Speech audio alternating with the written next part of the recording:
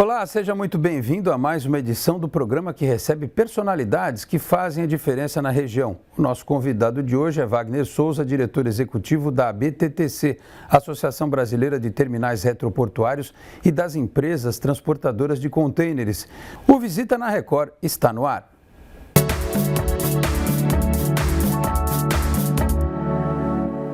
E na edição de hoje aqui do Visita na Record, estou com o Wagner Souza, da ABTTC, que tem um trabalho importante aqui no Porto de Santos. Eu queria que você começasse, Wagner, falando sobre o trabalho da associação, né? Conta um pouquinho da história e de que forma ela atua aqui no Complexo Santista. Olá, Alex. Agradeço o convite em participar desse importante programa, falar um pouquinho sobre a atuação da ABTTC.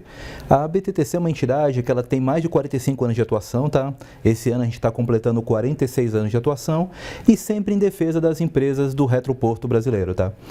O nosso principal foco lá de representação são os terminais REDEX, que são os recintos especiais para o desembaraço aduaneiro de exportação, os terminais de contêineres vazios, pátios reguladores e também alguns recintos alfandegados fazem parte do escopo da ABTTC.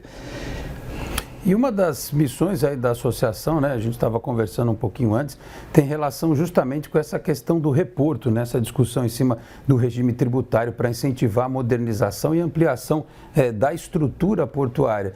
E que vocês têm lutado aí para que ela contemple estes outros setores, né? Você citou agora, queria que você explicasse um pouquinho de cada um desses setores. Hoje, os terminais retroportuários, os REDEX e os depots, eles não estão contemplados no reporto. A gente tem feito um trabalho já de longa data, tá? Um trabalho que tem aí mais de 12 anos, que a gente vem tentando plantar essa semente, tentar convencer o Parlamento brasileiro da importância do setor retroportuário. Agora a gente está fazendo um trabalho importante no âmbito da reforma tributária, onde nós conseguimos inserir 2 emendas, onde estende esse benefício para que ele também abranja o retroporto brasileiro, para que o retroporto ele possa modernizar seus equipamentos, trazer um ganho de eficiência para as operações e também para a questão da emissão energética, né? Porque hoje a frota de equipamentos instalada nos terminais retroportuários, elas têm aí mais de 5 anos de uso. E pelo fato de ser equipamentos mais antigos, esses equipamentos emitem uma grande quantidade de poluentes na atmosfera. Então, um levantamento que nós realizamos na ABTTC se hoje o setor retroportuário brasileiro modernizar a sua frota, nós conseguimos reduzir em até 96% a emissão de particulados e CO2 na atmosfera. Além disso, o incentivo ao retroporto brasileiro permitirá que esses terminais adquiram esses equipamentos, né, se tornem mais eficientes e consigam ter esse ganho de produtividade, permitindo até que esses terminais estendam turnos de trabalho. E o fato de estender turnos de trabalho propiciaria também a contratação de mais mão de obra. Vocês têm, obviamente, o conhecimento que há equipamentos dos quais vocês talvez pudessem ter acesso, né, aos quais vocês poderiam ter acesso, que são utilizados em outros complexos portuários mundo afora. Vocês têm uma estimativa de quanto isso potencializaria a atividade das empresas, percentualmente falando, Wagner? Olha, você hoje fazer essa modernização de equipamentos, ele traria de imediato um ganho aí de 15% de produtividade. E com mais produtividade é mais arrecadação para os municípios onde estão instaladas essas empresas, é mais emprego gerado e também mais benefício para o exportador, que poderá contar com áreas mais eficientes para poder movimentar a sua mercadoria, né? Agora, a pergunta, você trouxe a informação, mas a gente tem que dar uma reforçada. Há quanto tempo vocês estão nessa discussão no Congresso? Já mais de 10 anos? Mais de 10 anos já batalhando. E qual é a justificativa para isso não andar, Wagner? Olha, no primeiro momento, a sensação foi de que o parlamento desconhecia o que é o retroporto brasileiro. Porque conhece-se o que é recintos alfandegados, CLIAs e outras atividades que são reguladas aí pela autoridade aduaneira, mas desconheciam o que é REDEX. E aí nas conversas que a gente tem feito com alguns parlamentares, a gente tem percebido isso. Até por isso que a entidade, recentemente, ela elaborou um vídeo institucional dizendo a importância desses 2 setores, que até então eram meio que desconhecidos, para que vire os olhos que esse setor também precisa de investimento. Que esse setor, se ele for modernizado, o ganho de produtividade vai ser tremendo para toda a cadeia logística. E hoje está em que pé? Você disse que tem conversado aí com parlamentares, enfim, você tem uma expectativa positiva e daqui quanto tempo você imagina que isso vai ser resolvido? Nós conseguimos inserir 2 emendas no âmbito da reforma tributária. Então a expectativa é que agora a regulamentação ela seja votada entre novembro ou o comecinho de dezembro. Então a expectativa é que essas 2 emendas sejam abarcadas aí pelo relatório da CCJ, né? E aí avançando os próximos passos. Hoje quantas empresas fazem parte da associação, Wagner? Hoje na BTTC nós temos 27 empresas que tem empresas que têm mais de um recinto REDEX, tem terminais de contêiner vazios, então isso se desenrola para várias outras plantas, entendeu? No Brasil dá em torno de 150 empresas que atuam como REDEX e também como depots. Ou seja, se essa questão da reforma tributária ela for implementada, essas questões que são do interesse de vocês, de cara você falou em 15% de produtividade elevada e geração de novos postos de trabalho por conta de uma ampliação dessa capacidade de produção, é isso? Isso. A estimativa que nós realizamos na BTTC é que se cada empresa adquirisse um equipamento novo para movimentação de mercadorias, isso daria um investimento em torno de 280 milhões de reais e geração de empregos diretos e indiretos em torno de 4.800 empregos.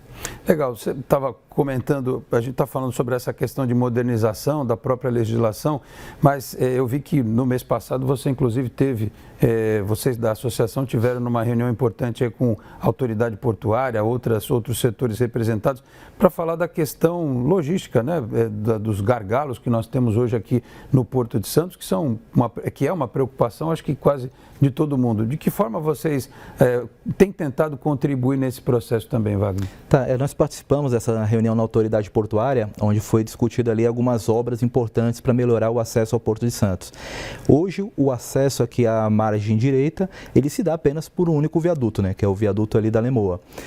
Em 2021, início de 2022, a BTTC, junto com a associação, a AMA, né, Associação de Melhoramentos da Lemoa, e também algumas empresas do setor retroportuário, REDEX e depots, nós contratamos um projeto básico e doamos esse projeto à Prefeitura de Santos para a construção de uma outra alça de acesso no fundo da Lemoa, interligando a Rua do Meio, na Lemoa, à Via Anchieta, para que os terminais que estejam localizados na Via Lemoa tenham mais uma rota de acesso, uma rota de saída, né? E esse estudo que foi doado pela BTTC e a AMA para a Prefeitura, ele foi protocolado na Artesp, e esse estudo, ele gerou aí uma demanda do governo do estado para que a Ecovias fizesse novos estudos, né? E avançando já para o projeto funcional e o projeto executivo para a construção dessa importante alça de acesso, onde estimamos aí um investimento em torno de 40 a 80 milhões de reais para executar essa obra. Eu imagino que todos os participantes da associação tenham essa preocupação em comum, né? Porque ela é uma dor de todo o setor portuário, a questão dos acessos ao Porto de Santos, que não adianta você ter um recebimento de cargas de contêineres e vir do interior do Brasil para chegar no Porto de Santos se houver esse estrangulamento. Você acha que essa nossa discussão ela é tardia ou ela tem ido no ritmo possível? Porque há algumas obras, como a gente sabe, terceira pista da Imigrantes, o próprio túnel imerso Santos-Guarujá, são obras grandes e que vão demandar um tempo para ser realizadas.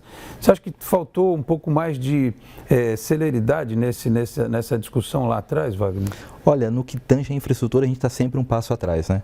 A gente está ali tentando avançar para resolver problemas que já acontecem hoje em dia, né? Por exemplo, essa questão do viaduto de saída do fundo da Lemoa é uma demanda já antiga, que já poderia ter sido executada e está hoje em operação. O novo acesso ao Porto de Santos também já poderia ter sido endereçado, construído e já está hoje em operação. Terceira via de interligação Porto Planalto, nem diga até que talvez já precise da quarta, né? Já estamos nessa fase, né? Porque assim, hoje o único acesso para o porto é a Via Anchieta. Então não estamos nem falando de terceira conexão Porto Planalto, e sim da segunda, né? Porque o veículo transportando carga só pode descer pela Via Anchieta, que é uma via aí que construída em meados de 40, entendeu? Já com seu traçado já ultrapassado. Então, assim, a gente está sempre um passo atrás. Mas é importante que hoje os agentes que estão aí envolvidos nessa discussão tenham uma celeridade para que essas obras sejam de fato executadas e possam trazer ganhos não só para quem usa o Porto de Santos para escoar sua mercadoria ou receber suas mercadorias, mas também para quem já está instalado no Porto de Santos. Um fato hoje que a gente não consegue entender é como um veículo que sai de São Vicente ou Cubatão para chegar ao Porto, em algumas situações ele chega mais rápido do que um veículo que está ali do lado, no terminal da Lemoa.